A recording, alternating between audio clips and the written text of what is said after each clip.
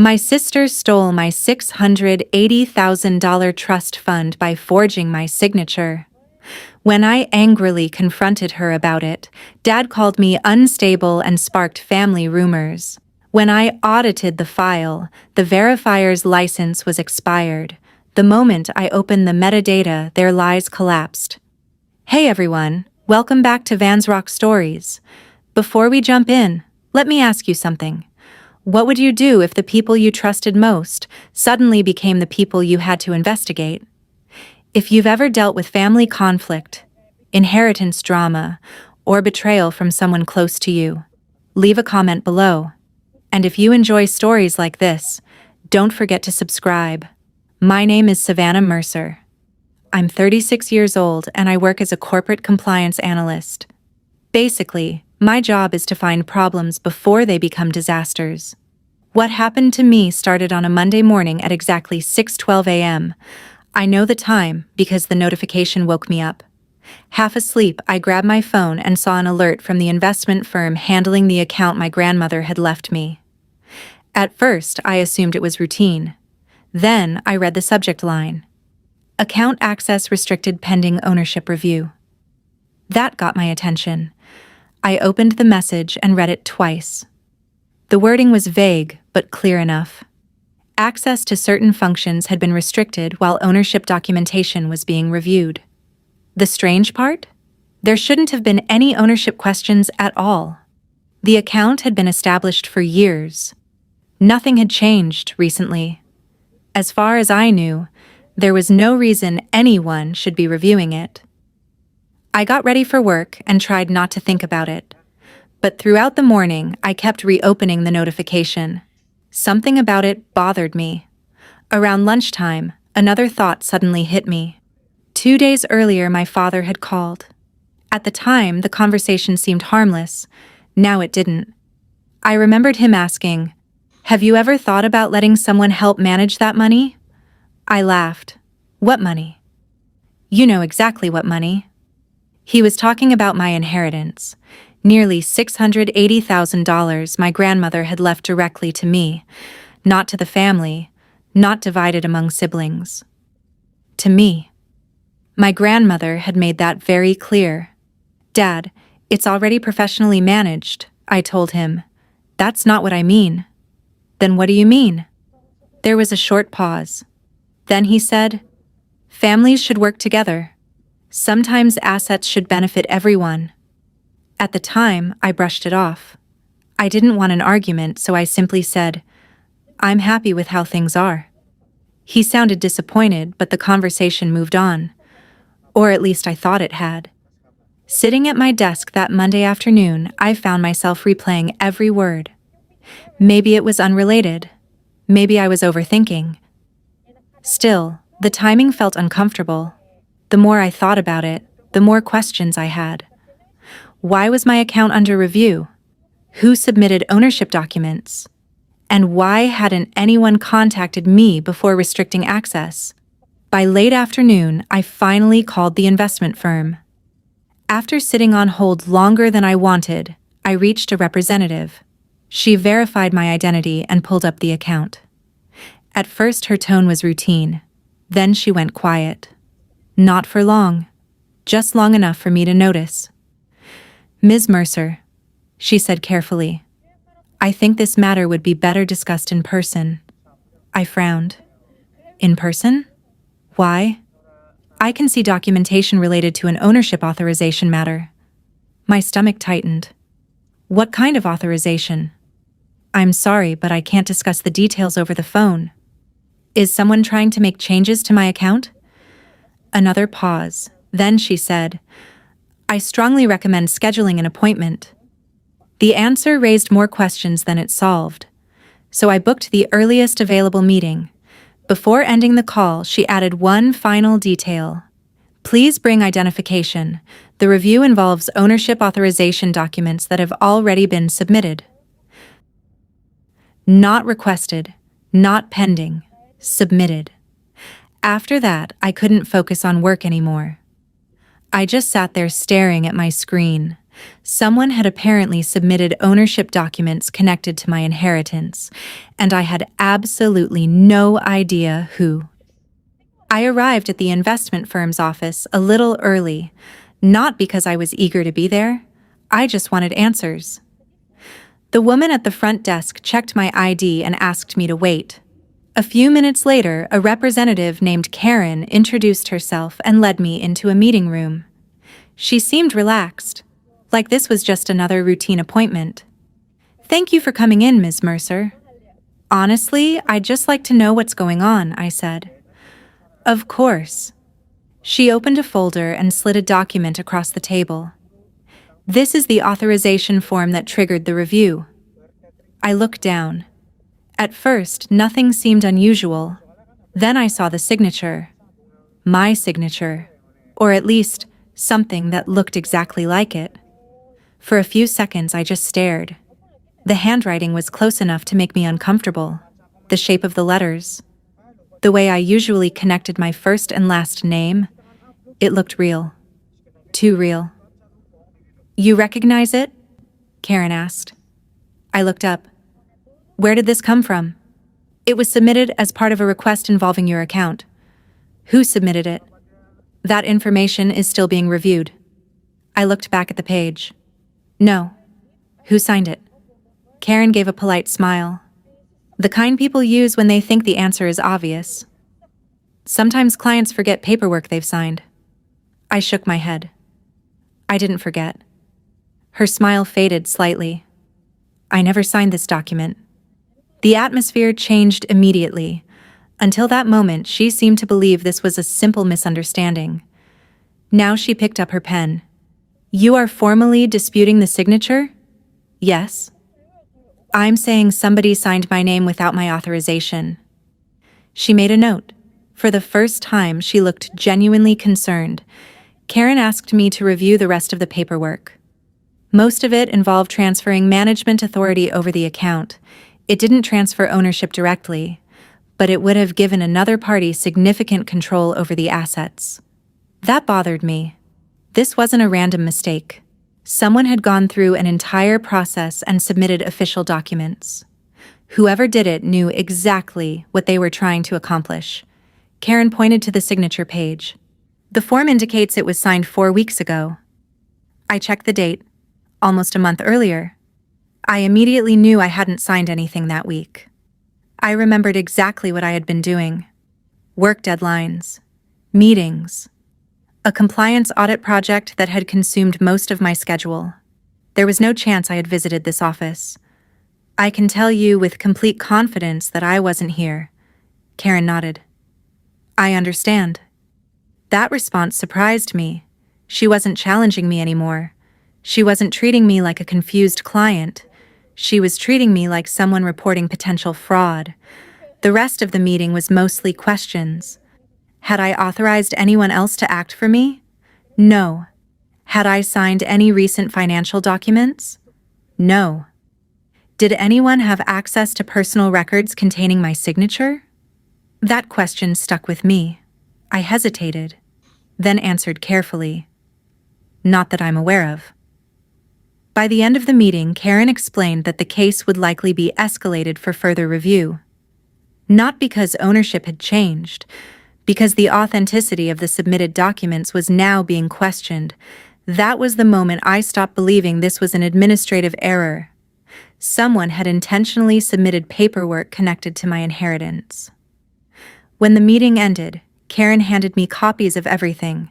I gathered the documents and started looking through them one last time before leaving. Then I noticed something strange. A date. Not on the form itself. On a system reference attached to the file. I checked it again.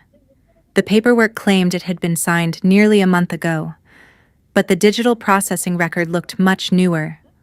Only a few weeks newer. A small detail. The kind most people would never notice. I worked in compliance. Small details were my job. I looked back and forth between the dates. The document looked old. The digital record didn't. The first thing I did when I got home was spread every document across my dining table. Not because I was panicking, because I needed facts. That was how I handled problems at work, and it was the only thing that made sense now.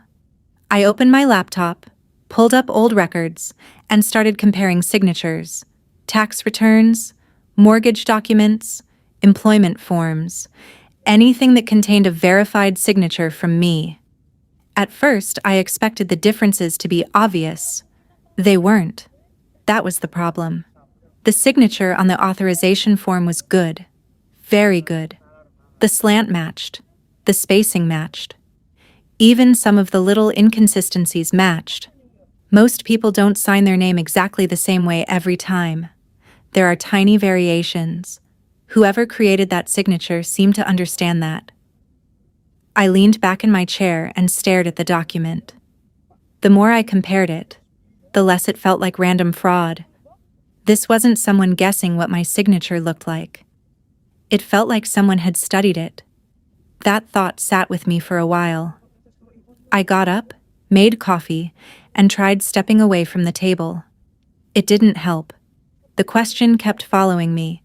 Who would have access to enough of my paperwork to do this? The list wasn't very long. Most of my financial records were private. My work files were secure. I wasn't the kind of person who left sensitive documents lying around. Still, certain people had seen paperwork over the years. Family members. People I trusted. I didn't like where my thoughts were going. A text message interrupted me. It was from my sister Lauren. "Mom's asking if you're coming Sunday." I stared at the screen for a moment. Normally I would have answered right away. Lauren and I weren't best friends, but we got along. At least I thought we did. I typed back. "Probably. Haven't decided yet." A minute later, she replied. "Everything okay?" Simple question, completely normal. Yet for some reason, I found myself studying it longer than necessary. Maybe because I'd spent the entire afternoon looking at forged signatures. Maybe because I was tired. Or maybe because a name had started showing up in my head whether I wanted it to or not. Lauren. I hated it. Honestly, I felt guilty even thinking it. She was my older sister. We'd spent holidays together, family vacations, birthdays. When Grandma passed away, Lauren had helped organize half the funeral arrangements. Accusing her of something like this felt ridiculous. So I pushed the thought away. Then it came right back. Not because of emotion, because of facts. Lauren worked for a construction contract administration company. Her entire job involved paperwork, contracts, ownership documents, authorization forms, legal records, things most people never looked at closely. I remembered sitting at family dinners listening to her complain about clients who filled out forms incorrectly. She knew documentation inside and out. Again, that didn't prove anything, but it was enough to make me uncomfortable. I spent another hour reviewing records. The signature wasn't perfect. There were tiny differences, small enough that most people would miss them, large enough that I knew I hadn't written it. By that point, I wasn't trying to identify a suspect. I was trying to eliminate possibilities, and somehow the list kept getting shorter. My phone rang. Dad. I let it ring twice before answering. "Hey, how's your week going?" he asked. The question sounded casual. Too casual. "Busy. Still working too much?" I gave a small laugh. "Probably." He started talking about family plans for the weekend. Nothing unusual, yet I noticed something. He asked several questions about work. How many hours I was working, whether I was taking time off, whether I felt stressed. It wasn't enough to mean anything. Still, it felt strange. Eventually, the call ended. I went back to the documents. A few minutes later, I noticed something I hadn't paid attention to before. There was another signature block on the authorization form. Not mine. A witness. I moved the page closer and read the name. Curtis Neal. The name sounded familiar. I looked at it again. Then I remembered exactly where I'd heard it. Lauren had mentioned him years earlier. Not once. Several times. They had worked together on projects before. I stared at the page for a long moment. Out of all the names that could have appeared on that document, somehow it was one I already knew. I spent most of the morning trying to convince myself not to jump to conclusions. Just because Lauren knew Curtis Neal didn't mean anything. Just because the signature looked familiar didn't mean she had anything to do with it. I needed facts, not theories.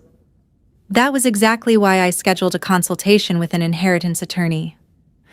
By lunchtime, I was sitting across from a woman named Rebecca Lawson. She specialized in estate disputes and inheritance issues. I brought everything: copies of the authorization form, the account notices, the estate documents my grandmother had left behind. Rebecca spent several minutes reading without saying much. I appreciated that. People who rushed to conclusions usually missed important details. Finally, she set the papers down. First, let's talk about the good news. That was the first encouraging thing I'd heard all week. I'm listening. She tapped the estate documents. Based on what I'm seeing, this account can't simply be transferred away from you through this form. I felt myself relax for the first time in days. So they can't take it? Not legally. I exhaled. A tension I hadn't fully noticed suddenly disappeared from my shoulders.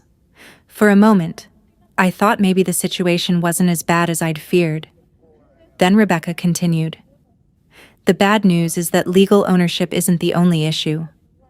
My relief didn't last long. She explained that even invalid paperwork could create major administrative problems. Financial institutions couldn't simply ignore disputes once documentation had been submitted. They had procedures, investigations, verification requirements. Everything moved slower once questions were raised. The account review itself can become a problem, she said, even if the documents are fake? Especially if the documents are fake. That answer surprised me. Rebecca leaned back slightly. Think about it this way. If someone can't legally take control of an asset, creating confusion around the asset can still be useful. I knew exactly what she meant. Delays, restrictions, temporary authority, administrative pressure. Those things had value. Maybe not permanent value, but value. The goal may not have been immediate ownership, she said. The goal may have been influence. That word stuck with me. Influence. Control without technically owning something. The more I thought about it, the more uncomfortable it became. Someone had apparently spent time creating paperwork, submitting it, and triggering a review process. That wasn't an accident. That required effort, planning, intent. Rebecca asked a few questions about my family, not personal gossip, just practical information. Who knew about the inheritance? Who had access to records? Who had discussed the account recently? I answered carefully. The conversation felt strange. For most of my life, family and financial matters had existed in completely separate categories. Now they were sitting in the same room. Before I left, Rebecca gave me a recommendation. Document everything. I laughed a little. That's basically my profession. Good. Then treat this like a professional investigation. Not a family disagreement, not an emotional conflict. An investigation. That distinction mattered. The drive home felt different. I wasn't relaxed, but I was clearer. The inheritance wasn't gone. The account wasn't lost. There was still a process, a path forward. For the first time, I stopped looking to family members for explanations and started looking to evidence.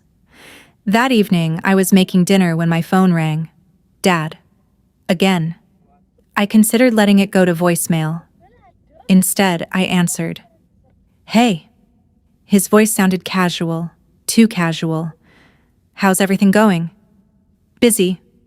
Still dealing with that account situation? The question immediately caught my attention. I hadn't told him many details. Some of it. There was a brief pause. Then he sighed. You know, Savannah, sometimes these things become bigger because people make them bigger. I set down the spoon I was holding. What does that mean? I'm just saying families should try to work things out. Work what out? Another pause. Longer this time. Then he asked a question that completely changed the tone of the conversation. Are you sure you're not making this harder than it needs to be? I didn't answer Dad's question right away. I stood in my kitchen holding my phone, trying to decide what bothered me more, the question itself, or the fact that he sounded like he'd already chosen a side. What exactly am I making difficult? I asked. I'm just saying not everything needs to become a formal dispute. A document with my signature was submitted without my permission. I understand that. His tone suggested he didn't. The conversation ended a few minutes later without going anywhere. Neither of us raised our voices, but something felt different when we hung up. Less trust, more distance. That feeling followed me through the rest of the week. Then the phone calls started. Not from Dad, from relatives. An aunt I hadn't spoken to in months called unexpectedly. At first, it sounded like a normal conversation. She asked about work, my apartment, the weather. Then she casually asked, "You're doing okay, right?" I laughed. Why wouldn't I be? Oh, no reason. There was a pause. You've just been under a lot of stress lately. I frowned. Have I? She quickly changed the subject. The conversation ended a few minutes later. Strange, but maybe not important. Then it happened again. A cousin called 2 days later. This time, the questions were different. Work hasn't been overwhelming lately? It always is. Right. I just mean, not too overwhelming? I remember staring at my phone. What exactly have you heard? He hesitated. Long enough to answer the question without actually answering it. Nothing serious. That wasn't reassuring.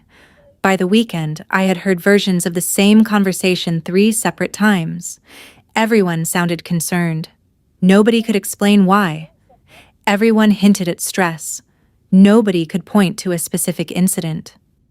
The pattern was becoming impossible to ignore. Someone was talking. And whatever they were saying wasn't entirely true. Sunday dinner at my parents' house only made things stranger. Normally, family gatherings were predictable. Too much food. The same stories repeated every holiday.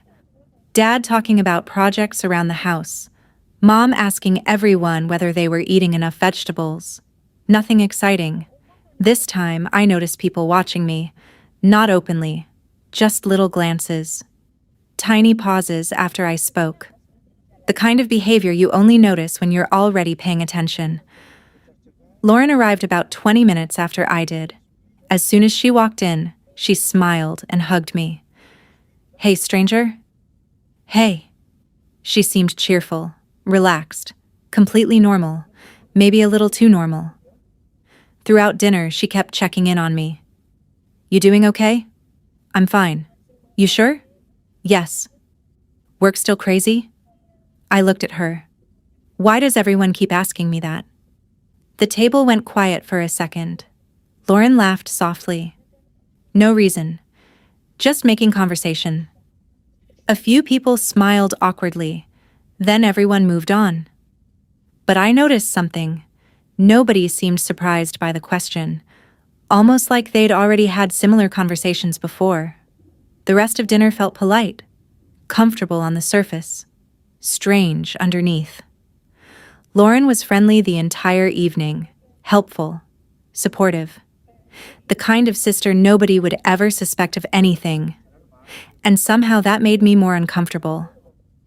Driving home, I kept replaying little moments from the gathering, the concerned looks, the careful questions, the awkward pauses. By themselves, none of them meant much. Together, they painted a picture I didn't like. People weren't treating me normally anymore. They were treating me like someone fragile, like someone who couldn't quite be trusted with her own judgment. My phone buzzed just as I got home. Ethan. My younger brother. The only person in the family who never seemed interested in drama. You awake? His text read. A minute later he called. His voice sounded hesitant. There's something I think you should know. I sat down. What is it? He paused, then sighed. I didn't think much of it at first. Think much of what? Lauren's been talking to people. A knot formed in my stomach. What kind of talking? Another pause. Longer this time. Then Ethan said something I couldn't stop thinking about. She's been discussing your inheritance with relatives for weeks. How long? That was the first thing I asked Ethan. We were still on the phone. A few weeks, maybe longer, he said.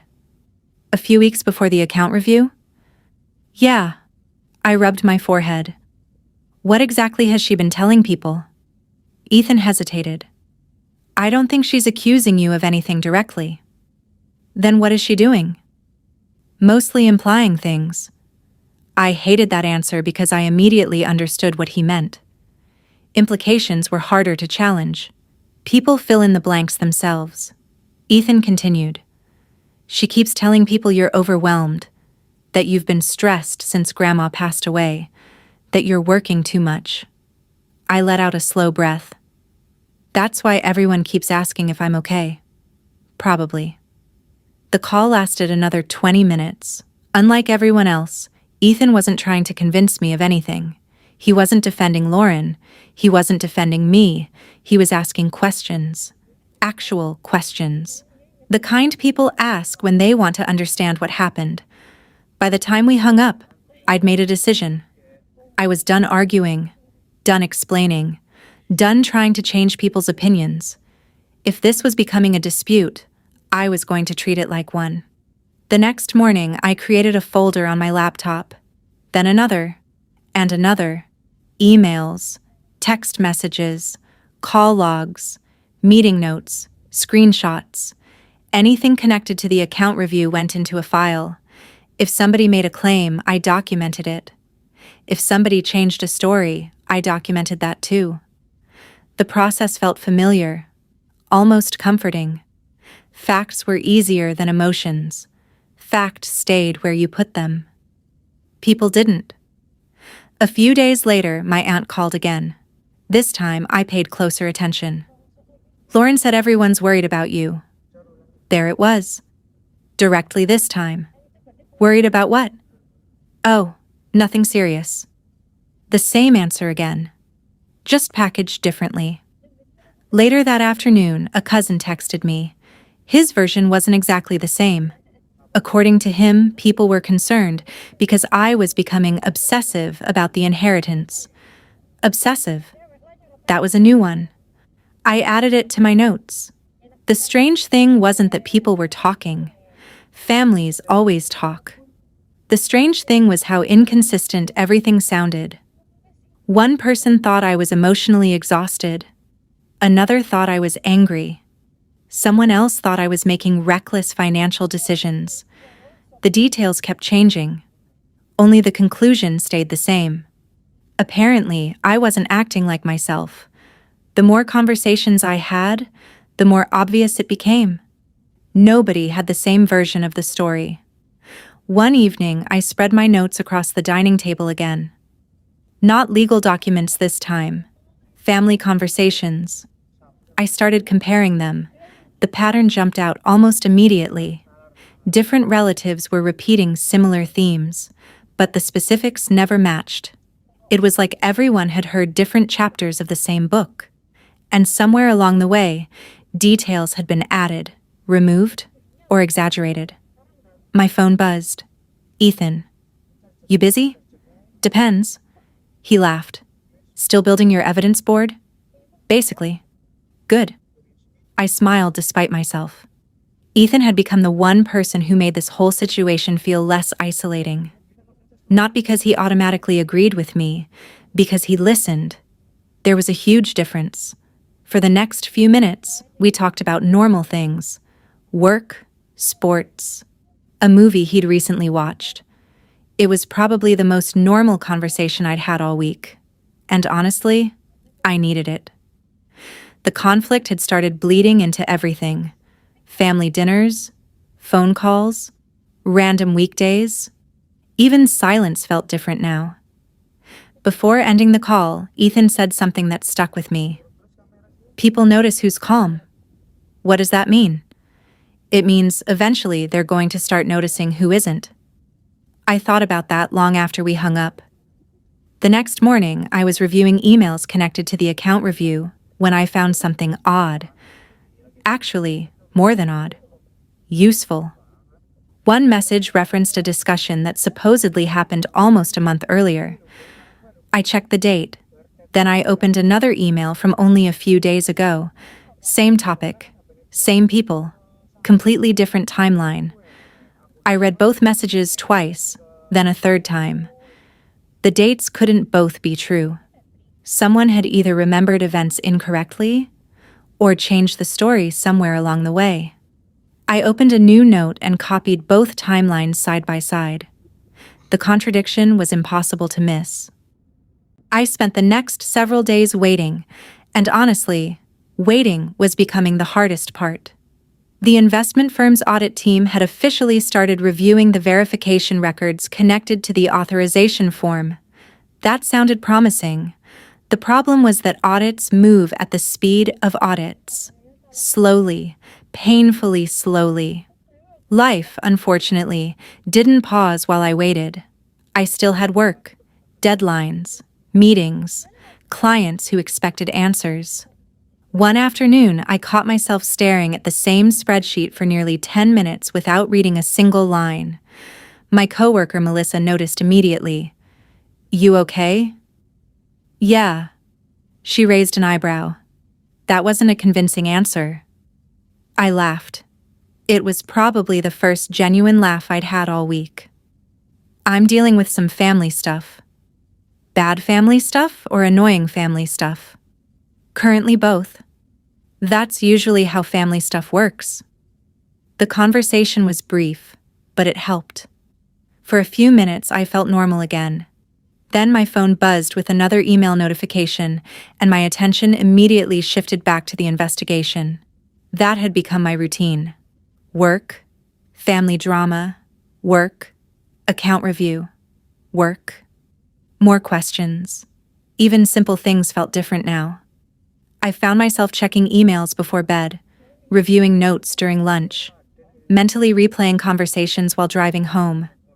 The situation wasn't consuming my entire life, but it was definitely taking up more space than I wanted to admit. A few friends started noticing. One of them invited me out for dinner after work. Halfway through the meal, she put down her fork and said, "You've checked your phone 6 times. Have I?" 7 now. I looked at the screen and laughed. She wasn't wrong. The investigation had slowly become part of everything. Not because I wanted it to.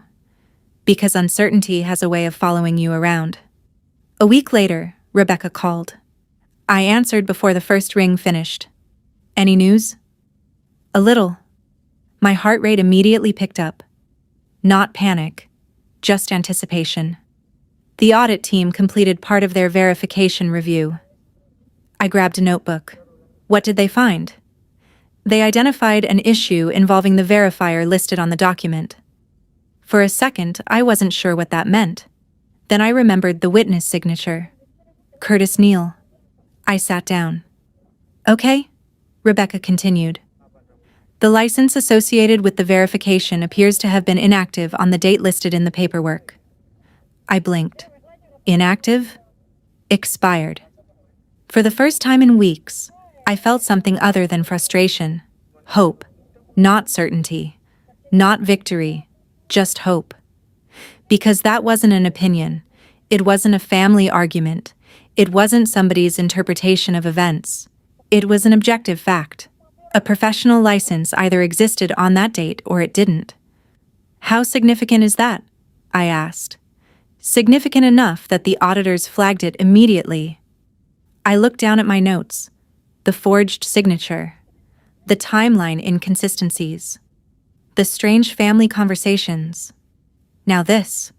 For weeks, I'd been wondering whether I was connecting unrelated details, whether I was being overly suspicious, whether everyone else might somehow be right. This was the first piece of evidence that didn't depend on anybody's feelings, just records. When the call ended, I sat quietly for a moment, not celebrating, just processing. Then I texted Ethan. Me. First audit finding came back. His reply arrived almost immediately. Ethan. Good or bad? Me. Good.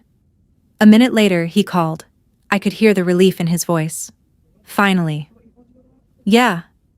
What does it mean? It means I wasn't imagining things. Neither of us said much after that. We didn't need to. For the first time, it felt like the investigation was actually moving forward. Before hanging up, Ethan asked one last question. What happens next? That was the same question I'd asked Rebecca, and her answer was still sitting in my head. The expired license wasn't the end of the review. It was only the beginning, because according to the audit team, there were additional irregularities they were still examining, and they weren't ready to discuss those yet. The expired license changed something, not just in the investigation, in my family. For weeks, people had acted like I was overreacting, like I was turning a simple misunderstanding into a major conflict. That attitude started disappearing, not publicly, not dramatically, just little changes, small things, the kind you only notice when you're paying attention. Dad stopped giving advice. Mom stopped asking whether I was sure about what I remembered. Relatives who had been calling every few days suddenly became quieter. Nobody apologized. Nobody admitted anything. The conversations just became shorter, more careful, almost rehearsed. One evening, Lauren called. I hadn't spoken to her directly in nearly a week. Hey, she said. Hey. For a few seconds, neither of us said much. That had never happened before. Lauren was usually the one who filled silence with conversation. Finally, she spoke. I heard the review is still ongoing. Yeah. These things take time. I waited. Something told me she hadn't called just to say that. Sure enough, she continued. I still think this is probably a misunderstanding. There was that word again. Misunderstanding. I'd heard it from multiple people by now. What exactly is being misunderstood? I asked. A pause. Not a long one, just enough to notice. The paperwork situation. Which part? Another pause. Then she changed directions completely. How's work? I almost laughed. A month earlier, I probably wouldn't have noticed. Now I noticed everything. Questions that never got answered. Topics that suddenly changed. Conversations that seemed designed to avoid specific details. The call ended a few minutes later, and somehow I knew less than when it started. That became a pattern. Lauren still called, still texted, still acted friendly, but she had stopped speaking confidently about the situation. Instead, she sounded cautious, worried, as if she was constantly evaluating every word before saying it. That change stuck with me, because people act differently when they believe they're right. They also act differently when they're afraid of being wrong. A few days later, Rebecca called with another update. I grabbed my notebook immediately. What did they find? The auditors reviewed additional verification records. Okay. There appears to be an issue with the reference number attached to the verification. I frowned. What kind of issue? The sequence doesn't match comparable records from the same period. I sat back. That wasn't the easiest thing to explain, but I understood the significance immediately. Reference numbers usually followed predictable patterns, not perfect patterns, but patterns. If something appeared out of sequence, investigators wanted to know why. Could it be a clerical error? I asked. It could. Rebecca paused. Or it could indicate information was added later. I looked down at my notes. Expired license, timeline inconsistencies, Questionable reference number. The list was getting longer. For the first time, I felt genuinely confident that the investigation was uncovering something real. Not because I wanted it to, because the evidence kept moving in the same direction. The family tension continued growing. Nobody was arguing. In some ways, that was the strangest part. Arguments would have felt normal. Instead, everyone seemed determined to stay polite. Too polite. Phone calls ended faster. Group messages became quieter. Questions received shorter answers. Even family dinners felt different, like everyone was waiting for someone else to speak first. One Saturday afternoon, I received a text from Lauren. Just 3 words. "Hope you're okay." I stared at it for a moment, then set my phone down without responding. Not because I was angry, because I didn't know what she actually meant anymore. Later that evening, Rebecca called again. Her voice sounded different this time, more focused, more serious. "I have an update." I immediately grabbed my notebook. What happened? The legal team finally obtained access to the original digital file history. I stopped writing. For weeks, we'd been discussing paperwork, signatures, dates, verification records. Now we were finally getting access to the underlying file itself, the place where every creation date, revision, and modification would be recorded. And according to Rebecca, the review of that data was already beginning. I expected the metadata review to take a while. I didn't expect to become obsessed with waiting for updates. Every time my phone rang, I looked. Every time an email arrived, I checked it. Most of them had nothing to do with the investigation. Work messages, meeting reminders, spam. Still, I checked every single one. Then Rebecca finally called. "They've started reviewing the file history." I immediately opened my notebook. For most people, that sentence probably wouldn't mean much. For me, it meant everything.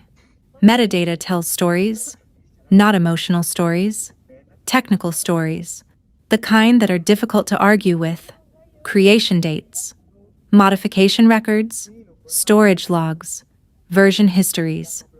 Every action leaves a trail, and people are often so focused on the document itself that they forget the file behind it exists. "What are they seeing?" I asked. "They're still analyzing everything." That wasn't the answer I wanted, but it was the answer I expected. The review process continued for several days. During that time, life kept moving. I still had meetings, still had deadlines, still had a sink full of dishes at home and groceries to buy. Oddly enough, those normal moments became important, because they reminded me that my entire life wasn't this investigation, even if it felt that way sometimes. One evening, Ethan stopped by with takeout. Neither of us mentioned the case for almost half an hour. We talked about work, sports, random family memories, normal things. Eventually, he looked at me and said, "You seem calmer." "I think I'm tired." He laughed. "That's probably more accurate."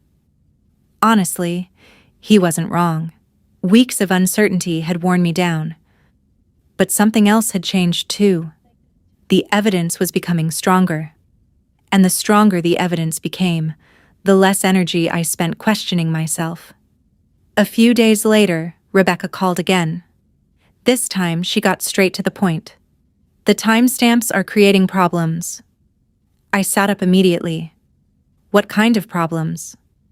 "The file history doesn't appear consistent with the dates listed on the document." I felt my pulse quicken. "How inconsistent?" There was a short pause. Then she answered, "Significantly." I grabbed a pen. The document claimed it had been signed nearly a month before it was submitted. That timeline had always bothered me. Now the metadata was bothering the auditors too. Rebecca explained that the digital record suggested the file had been created much later than the date printed on the form. Not a few hours later. Not a day later. Much later. I stared at the notes I was taking. For weeks, I'd been trying to leave room for innocent explanations. Maybe someone made a mistake. Maybe records were entered incorrectly.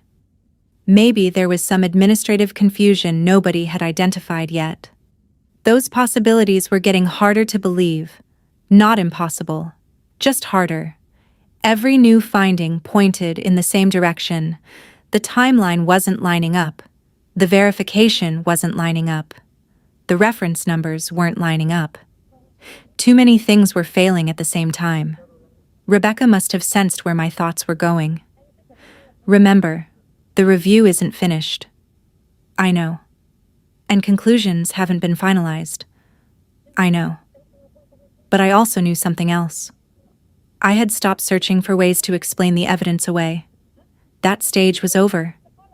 The question was no longer whether something was wrong.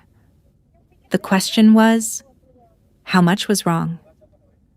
A few days later, I received another call.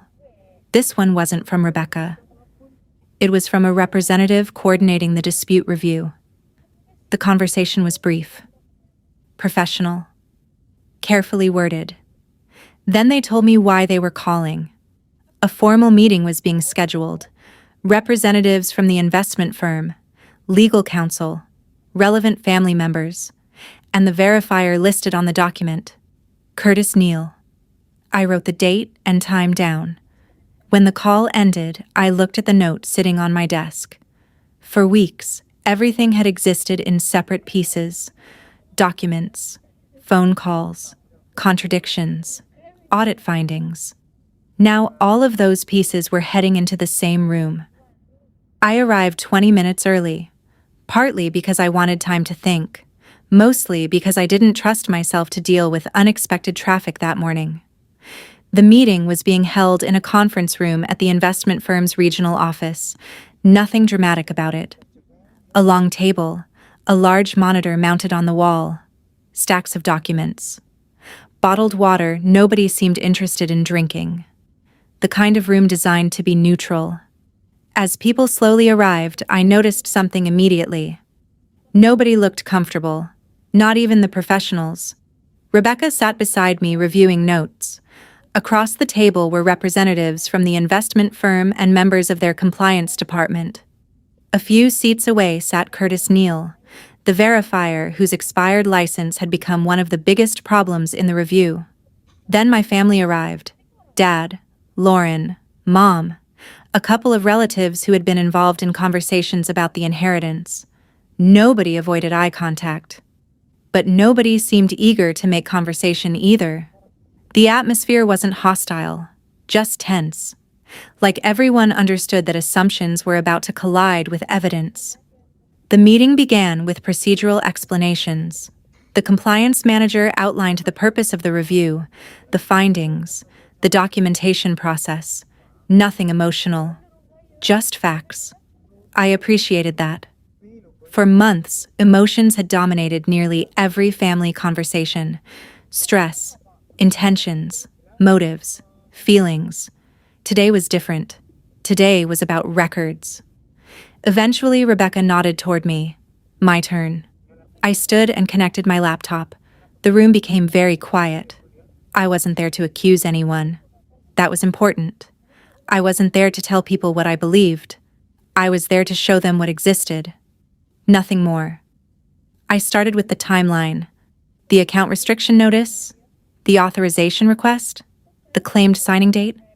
Then I moved through the evidence one piece at a time. Emails, document records, verification details, licensing information. No dramatic speeches, no emotional arguments, just dates and documents. At one point, one of the investment representatives asked a question about the verification process.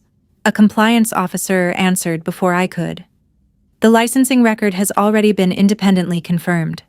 Simple, professional, undeniable.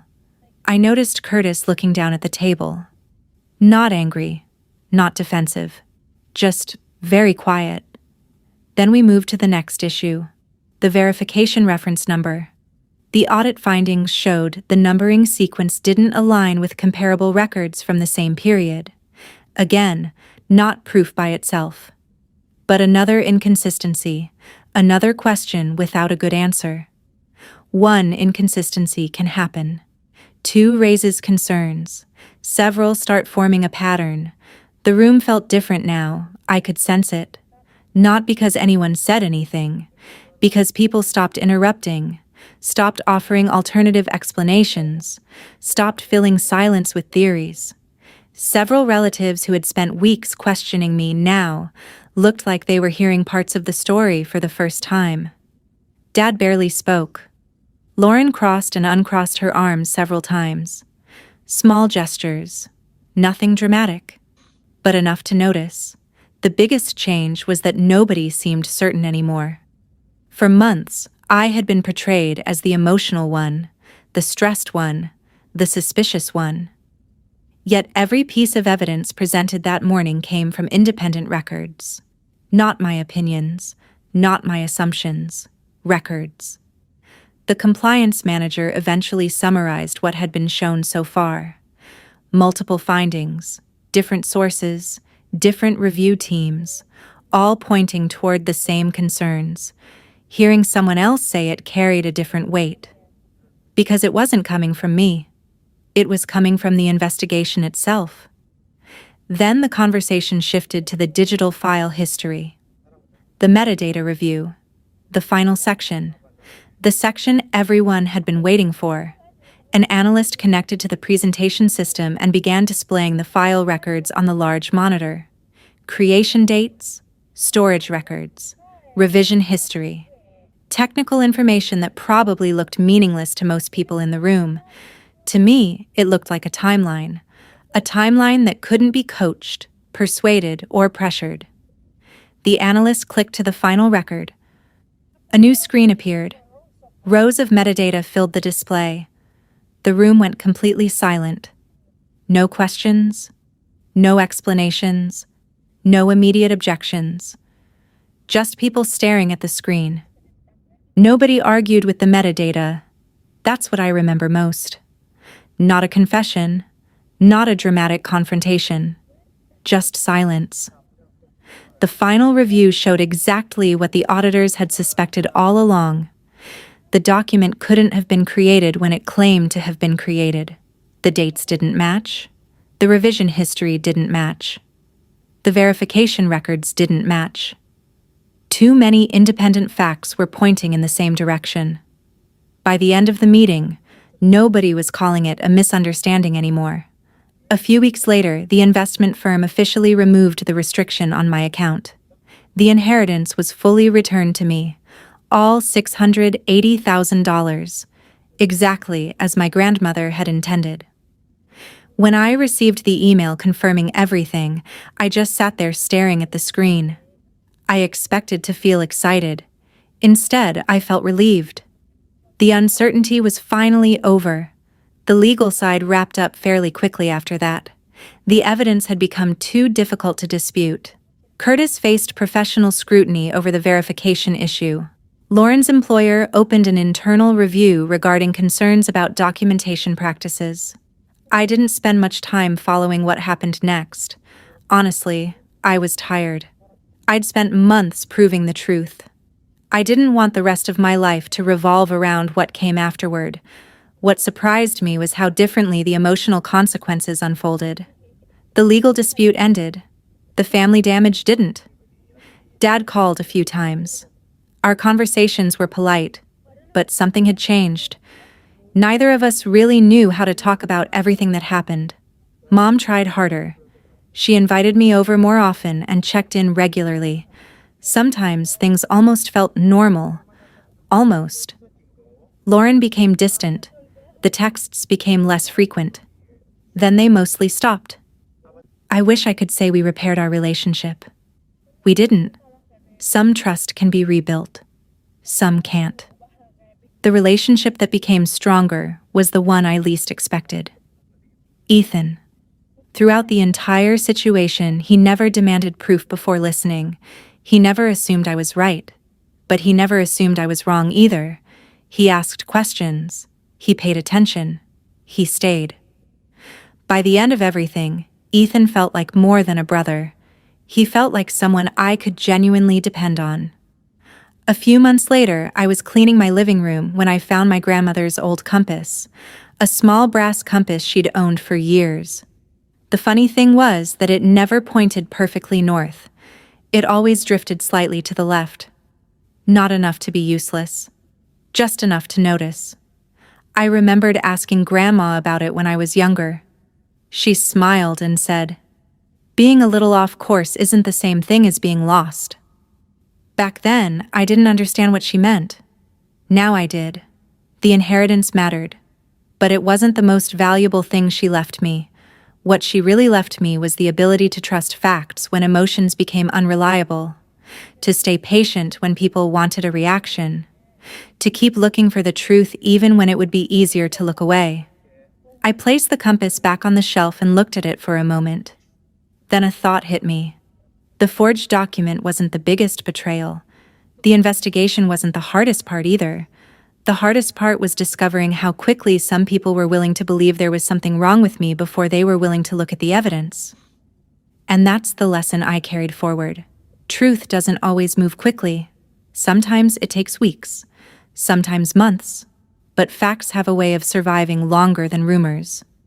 If this story resonated with you, let me know in the comments. Have you ever been in a situation where the truth took time to prove? Or where someone judged you before hearing your side? And if you enjoyed this story, don't forget to like, share, and subscribe to Van's Rock Stories for more family drama stories with real consequences and meaningful lessons. Thank you for listening.